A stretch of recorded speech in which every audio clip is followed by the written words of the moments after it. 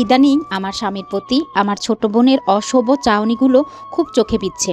প্রথম খুব বেশি গুরুত্ব না দিলেও এখন আর সহ্য করা যাচ্ছে না।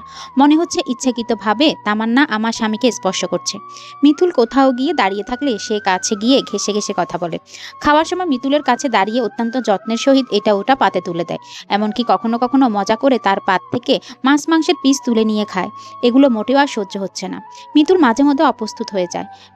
বিভ্রান্তিকর দৃষ্টিতে আমার দিকে তাকিয়ে হাসার চেষ্টা করে। আমি বুঝতে পারি সে এসব পছন্দ করছে না। আবার আমার বোন বলে কিছু বলতেও পারছে না। এবার আসল কাহিনীতে আসি। আমার নাম তোহা। আমরা দুই বোন, আমি আর তামান্না। আমার বাবা স্কুলের প্রধান শিক্ষক।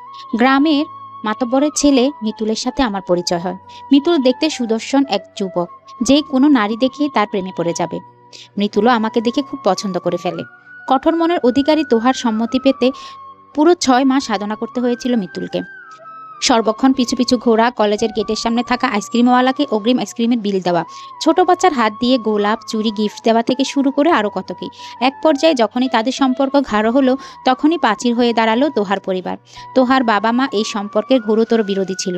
মাতব্বরের স্বভাব চরিত্র ভালো নয়। যতই টাকা পয়সা হোক, দিন শেষে ভালো বংশেই মূল।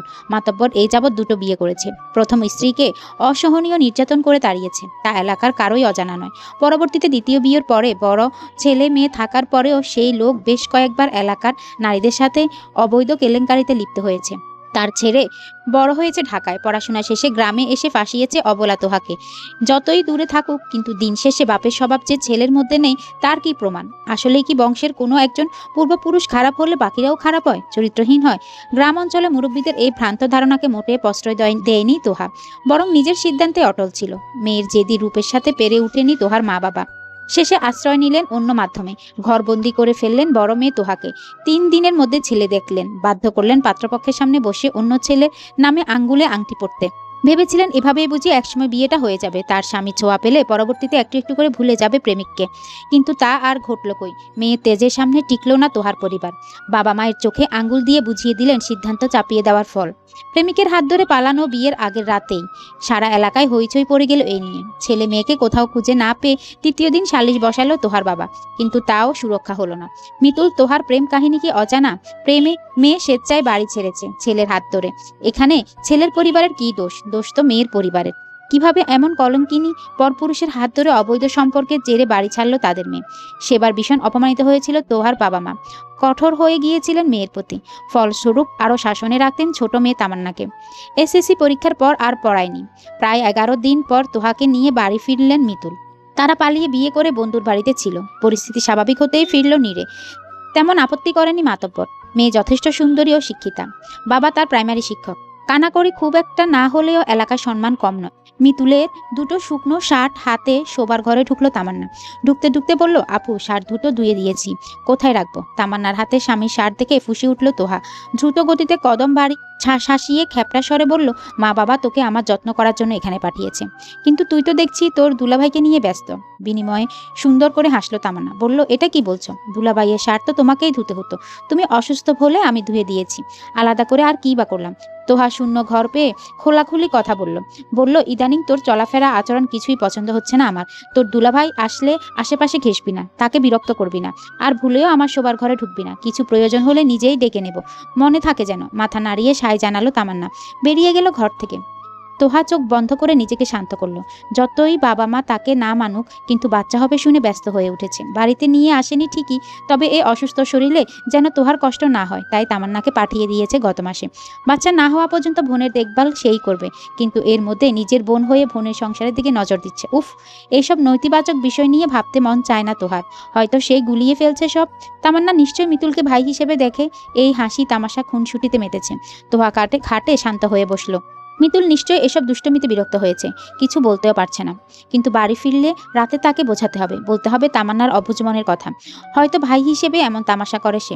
সত্যিই তো, তোহাদের কোনো ভাই নেই। সন্ধ্যা হতেই তলপেটে ব্যথা করছে তোহার, ক্রমশ তা বিষ হয়ে অবশ হয়ে যাচ্ছে। মাত্র তো 7 মাস, কিন্তু ব্যথাও যে সইবার নয়। মিতুলকে কল দেওয়ার সাথে সাথেই সে ছুটে এসেছে। বিশালাকার দোকানটা ভুলক্রমে তালা না দিয়ে বাড়ি এসেছে দেখে তোহার শ্বশুর রাগারাগি করছেন, কিন্তু ছেলের তেড়া কথার সামনে টিকতে না পেরে নিজেই ছুটেছেন দোকানে। শোবার ঘরে শুয়ে আছে তোহা, পেটে হাত দিয়ে চেষ্টা করছে ব্যথা কমানোর, কিন্তু হচ্ছে না। তারিখ অনুযায়ী আজ একবার ডাক্তার দেখানোর কথা, কিন্তু মানসিক যন্ত্রণায় যত সব ভুলেই গেছে। এত সব ভুলেই বসেছে। পাশেই তামান্না বসে আছে গরম পানি হাতে, থেমে থেমে তা খাওয়ানোর চেষ্টা চলছে তোহাকে। মৃত্যুল দ্রুত পায়ে ঘরে ঢুকে তামান্নাকে সরতে বলল, তার জায়গায় বসে গালে ছুঁয়ে আদুরে কণ্ঠে চিন্তার চাপ ফেলে বলল, বেশি ব্যথা করছে? তোহা সহ্য করার চেষ্টা চালিয়ে চাপা কণ্ঠে বলল, হ্যাঁ একটু। তোহার ভাষ্যমতে একটু মানেই অনেক। সেই সহজে নিজের সমস্যার কথা খোলাখুলি বলতে চায় না। দ্রুতটাকে ধরে বাড়ির বাইরে বের করা হলো। বাইকে বসানো এই মুহূর্তে সম্ভব নয়। পাশের বাসার সিএনজি ড্রাইভারকে ডেকে আনলো শিমু। সিএনজি ড্রাইভার নামাজ পড়ছিলেন। মোনাজাত শেষে ঘাড় ঘোরাতেই টেনে নিয়ে এসেছে শিমুল। তোহাকে খুবই সাবধানতার সাথে ভেতরে উঠানো হলো। তামান্না যে বোনের সাথে যেতে চাইলো, কিন্তু বাদ সাধলো মিতুল। বলল, কোনো দরকার নেই, চেক আপ করে তাড়াতাড়ি বাড়ি ফিরবো আমরা। এই কথার পরিপ্রেক্ষিতে কিছু বলার সাহস পেল না তামান্না। চুপচাপ গম্ভীর মুখে চলে গেল বাড়ির ভেতরে। সেবার তোহার পেটে ব্যথার যন্ত্রণা যেন মিতুলকে ছুঁয়েছিল প্রখরভাবে। কতই না ছটপট করছিল। শেষে নিজের ব্যথা ভুলে স্বামীকে সামলাতে ব্যস্ত হয়ে পড়েছিল তোহা। ডেলিভারির দিন ঠিক কি অবস্থা হবে এটা ভেবে সে কুটি কুটি হয়ে হাসছিল। পাশের বাড়ির মেয়ের বিয়ের অনুষ্ঠান। চারদিকে মানুষের হইচই। আলোয় বাঁধানো সজ্জিত গেট দেখে ঘরে বসে থাকতে পারল না তোহা। 7.5 মাসের পেট নিয়ে শাশুড়িকে মিনতি করে এগিয়ে গেল বর দেখতে। গেটে বরপক্ষকে আটকানো, গায়ে হলুদ, মেয়েকে নতুন বিয়ে সাজে সাজানো, এরপর বিয়ে, খাওয়া দাওয়া, সব মিলিয়ে তখন প্রায় বিকাল। এখন আর এখানে থাকতে ইচ্ছে করছে না। বড্ড জীর্ণশীর্ণ জায়গায় নিঃশ্বাস নিতে কত কষ্ট হচ্ছে তার। শাশুড়িকে বলতে তিনি জানালেন এখন যেতে পারবেন না। প্রতিবেশীর সাথে কতদিন পর একসাথে গল্প করার সুযোগ পেলেন। তোহাকে বললেন, আমার যেতে রাত হবে, তুমি যাও। আর আপত্তি করেনি তোহা। পাশাপাশি বাড়ি, খুব বেশি যে দূরত্ব তা নয়। একা একাই ধীর পায়ে হেঁটে এলো নিজেদের বাড়ির গেটে। কেমন অদ্ভুত অনুভূতি হচ্ছে। এই যে বিয়ের পরিবেশ থেকে দম বন্ধকর অবস্থা সৃষ্টি করে বেরিয়ে এলো, এখন আবার বাড়ির ভেতর যেতে ইচ্ছে করছে না। ইচ্ছে করছে আবারও গিয়ে ভিড়ের মধ্যে মিশে যেতে, কিন্তু যেতে পারল না। প্রায় 3-4 ঘন্টা হয়ে গেছে সে বাহিরে ছিল। এখন বিশ্রাম নেওয়া প্রয়োজন। চমৎকার দিনটা হুট করে রূপ নিল ভয়ঙ্কর এক বিকেলে। খুব অল্প সময়ের মধ্যে কালো মেঘে অন্ধকার হয়ে গেল পৃথিবী। তোহার বেশ আফসোস হলো। আহারে, কি সুন্দর করে সাজানো আশপাশ। এভাবে বৃষ্টিতে সব ভিজে যাবে। শুধুই কি ভিজে যাবে, নাকি তছনছ হয়ে ছিন্ন বিচ্ছিন্ন হয়ে যাবে কারো সংসার? তোয়া এখন তার শোবার ঘরের সামনে দাঁড়িয়ে। দরজার ভেতর থেকে লাগানো শব্দটা ক্রমশ গাঢ় হওয়ার সাথে সাথে তার মাথা ফাঁকা হয়ে যাচ্ছে। দরজার পাশে ছোট্ট একটা জানালা। তোহার ইচ্ছে করলো না একবার তাকিয়ে দেখতে। কিছু ভয়, নৈতিকবাচক ভাবনায় বুকটা ফুলে উঠেছে তোহার। এক পর্যায়ে কাপা হাতে জানালা খুপড়ি দুটো টেনে খুলে দিল। সেই সব হতবম্ব হয়ে উঠল দুজন। তারা ছিল খাটে, অষ্টপৃষ্ঠভাবে। তোহা স্তব্ধ চোখে তাকিয়ে রইল স্বামীর প্রাণে। মৃতুল ভীতু চোখে বারবার স্ত্রীর দিকে তাকিয়ে পোশাক পরছে। বিছানায় অপর প্রান্তে চাদর জড়িয়ে হু হু করে কাঁদছে তামান্না। স্তম্ভিত ফিরতে সেও পড়তে লাগলো পোশাক। তোহার আর্তচিৎকারে পুরো বাড়ি কেঁপে উঠল। নারীর টান পড়তেই তলপেটে হাত দিয়ে বসে পড়লো মাটিতে। ব্যথায় খেঁচিয়ে এলো শরীর। মিতুল প্যান্ট পরা শেষ হতেই ছুটে এলো দরজার সামনে। খালি গায়ে এখনো লিপস্টিকের ছাপ। সেটা দেখে আরো অস্থির হয়ে উঠল। মিতুল দ্রুত শক্ত হাতে মুখ চেপে ধরলো। টেনে হিঁচড়ে নিয়ে গেল ঘরের ভেতরে। দরজায় খিল টেনে অনুনয় সুরে বলল, দেখো, অনিচ্ছাকৃত ভুল এটা, প্লিজ চুপ করো, ভুলে যাও। তুমি জানো আমি এমন নই। ঘৃণায় গা গুলিয়ে এলো তোহার। ছাড়তে চাইলো মিতুলের হাত থেকে, কিন্তু সক্ষম হলো না। খাটের কোণে দাঁড়িয়ে আছে তামান্না। তার চুলগুলো এলোমেলো, উস্কো খুস্কো, মুখে ভয়ের ছায়া। তোহা সেই দিকে তাকিয়ে হাতের ইশারায় কাছে ডাকল। আস্তে পায়ে হেঁটে এলো তামান্না। বড় বোনের পাশে এসে বসতেই খপ করে তার চুলের মুঠি ধরল তোহা। সর্বোচ্চ জোর দিয়ে টেনে হিস্ট্রি মাটিতে ফেলল। পরপর কয়েকটা থাপ্পড় মেরে ঠোঁট ফাটিয়ে দিল। মুখে অসভ্য গালি দিয়ে বলল, বেশ্যা, পতিতা, গিরি করবি তো আমার সংসারে কেন আসলি? একবারও ভাবলি না এটা আমার সংসার? মিতুলের দিকে ইশারা করে বলল, ও তো বেজন্মা জারজ, বংশের ধারা আছে, কুত্তার মতো যেখানে সেখানে মুখ লাগায়। তাই বলে তুই কেন এমন করলি? তোর বাপ মা তো শিক্ষিত, ভদ্র, নাকি নিজেকে সামলাতে পারিসনি? তো বেসামাল যখনই হইলি একটা অবিবাহিত ছেলের কাছে গিয়ে হইতি। মিতুল এগিয়ে এসে তামান্নাকে ছাড়িয়ে নিল। মাথা নিচু করে বলল, আচ্ছা থামো, যা হয়েছে এই পর্যন্ত, এগুলো ভুলে যাও। চমকে তাকায় তামান্না। কিছু বলতে গিয়েও মিতুলের ইশারায় থেমে যায়। ফোঁস করে উঠল তোহা। ঘৃণা ছুড়ে বলল, ভুলে যাব? কি ভুলে যাব? এই যে তুই একটা চরিত্রহীন বেজন্মা বেশ্যার ছেলে, ওরে কি করবি? রক্ষিতা হিসেবে রেখে দিবি? যখন মন চায় ভোগ করবি? খেপে গেল মিতুল। অন্যদিকে তাকিয়ে রাগ সামলে দাঁতে দাঁত চেপে বলল, তুমি বেশি বেশি বলছো, খবরদার এই নিয়ে কোনো টু শব্দ করবে না, না হলে খুব খারাপ হয়ে যাবে। টুকটাক ভুল সবারই হয়, খালি খালি সম্পর্ক নষ্ট করো না। আর এই ঘটনা যদি কেউ জানে তাহলে তুমি আর তোমার বোন দুজনের জন্যই খারাপ হবে। মিতুল শার্ট আর লুঙ্গি হাতে বেরিয়ে গেল ঘর ছেড়ে। দম বন্ধ হয়ে পড়ে রইল তোহা, মাটিতে লুটিয়ে অনুভূতিহীনের মতো বসে রইল। তামান্না ঠোঁটের রক্ত মুছে খাট থেকে ওড়না হাতে নিল। ঘরের বাইরে বের হওয়ার উদ্দেশ্যে পা বাড়ালে অশ্রুসিক্ত চোখের দিকে তাকায় তোহা। ভাঙ্গা স্বরে বলে উঠে, তোর বুক কাঁপলো না? কি করে করলি এত বড় বেইমানি? এতক্ষণে বোনের দিকে সরাসরি দৃষ্টি নিক্ষেপ করলো তামান্না। ঠোঁট এলিয়ে হাসলো, তারপর আয়েশ করে খাটে বসে বলল, এখানে আমার কি দোষ? তুই তোর স্বামীকে সন্তুষ্ট করতে পারিসনি বলে আমার কাছে এসেছে, আমি তাকে সামলেছি। তোর খুশি হওয়া উচিত, না হলে তো বাইরে মেয়ের কাছে যেত, শেষে সতীনের সংসার করতে হতো। কিন্তু আমি তো তোর বোন। ভাবলেশহীনভাবে এই জঘন্য এই কথাগুলো বলে দিল তামান্না। দুঃখে বুকের ভেতরটা চৌচির হয়ে যাচ্ছে। কিছু বলল না, তাকিয়ে রইল পাথরের মতো। একাকী ঘরটাতে লুটিয়ে পড়ল তোহা। তার শখের সংসার, শখের স্বামী, প্রশান্তির ঘর সব নাপাক করে ফেলেছে। এলোমেলো বিছানার দিকে তাকাতে কলিজাটা মোচড় দিয়ে উঠল। অন্তর ছিঁড়ে যাচ্ছে তার, আর মাথা কোনো কাজ করছে না। কি করবে সে? কাকে বলবে? আর কি বা বলবে? বললেও তাতে তার কি লাভ হবে? বাবা মায়ের কাছেও তো যাওয়ার মুখ নেই তার। তারা আগেই সাবধান করেছিল, কিন্তু তোহা শুনেনি। শুনলে আজ এমনটা হতো না। এই ঘরটাতে থাকতে আরো কষ্ট হচ্ছে। শ্বাস নেওয়া যাচ্ছে না, দম বন্ধ লাগছে। পেটের ব্যথা আজ হার মেনেছে অন্তর্দ্রহের কাছে। সে তলপেটে হাত দিয়ে উঠে দাঁড়ালো, ধীর পায়ে বেরিয়ে গেল বাহিরে। বারান্দায় পিঁড়ির উপর বসে কুটির সাথে হেলান দিল। মৃদুল তামান্নাকে বলল, তোহাকে দেখে রেখো, খেয়াল রেখো ওর দিকে। কাউকে কিছু জানালে আমাকে বলবা, যা ব্যবস্থা করার তা আমিই করব। মাথা নাড়িয়ে সায় দিল তামান্না। হেলতে ধুলতে ঢুকে গেল মিতুলের ঘরে। উপরে চাদরটা কাঁধে নিয়ে বিছানা গুছিয়ে দিল। টিকমারি মেরে বলল, তোমার বউকে এখন আসতে বলো, গুছিয়ে দিয়েছি।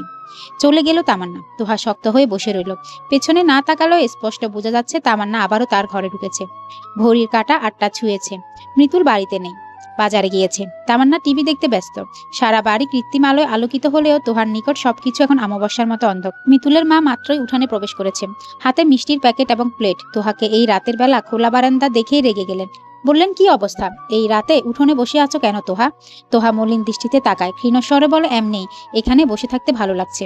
ধমক মারলেন তিনি। বললেন, ভালো লাগায় ঠেলায় দিশা পাচ্ছ না? বিপদ পদে পড়লেই বুঝবা। উঠো, ঘরে যাও। তারপর তিনি মিষ্টি এবং প্লেটের দিকে ইশারা করে বলল, ও বাড়ি থেকে মিষ্টি দিয়েছে, আর তোমার জন্য মাইমুনার মা রাতের খাবারও পাঠিয়েছে। আসো, ঘরে আসো। চলে গেলেন তিনি। তোহা সেদিকেই তাকিয়ে রইল। অনেকক্ষণ পর কিছু না বলে উঠে দাঁড়ালো। ধীর পায়ে এগিয়ে গেল শাশুড়ির রুমের দিকে। খাটের উপর বসে শাশুড়ির দিকে তাকিয়ে বলল, আমাকে প্লেটটা দেন মা, খিদে পেয়েছে। বড্ড তৃপ্তি করে খেলো তোহা। প্লেটের ভাতের পরেও আরো 2বার নিয়েছে ভাত। খাওয়ার পর মলিন কণ্ঠে আবদার করে বলল, আমি একটু এখানে ঘুমাই মা। অবাক হয়ে তাকিয়ে রইলেন তোহার শাশুড়ি। তোহা তার ঘরে কেন যাচ্ছে না? কিছু কি ঘটেছে মিতুলের সাথে? ভেবেও বুঝতে পারলেন না তিনি। ছেলে আসলে আসলে জানা যাবে। বললেন, ঘুমাও। তোহা ইতিমধ্যে শুয়ে পড়েছে। গায়ে পাতলা একটা কাঁথা দিয়ে কাত হয়ে চোখ বন্ধ করলো। রাতে ঘুমাতে গিয়ে বাঁধলো ঝামেলা। মিলন মতাব্বর গম্ভীর হয়ে দাঁড়িয়ে রইলেন দরজার সামনে। ভেতরে ছেলের বউ শুয়ে আছে, পাশে বসে আছেন স্ত্রী আলেয়া। তিনিও দ্বিধাগ্রস্ত হয়ে তাকিয়ে রইলেন। ঘুমন্ত মেয়েটাকে উঠাতেও বিবেকে বাজছে। একবার সাহস করে বলেই উঠলেন, আপনি না হয় শিমুলের কাছে ঘুমান।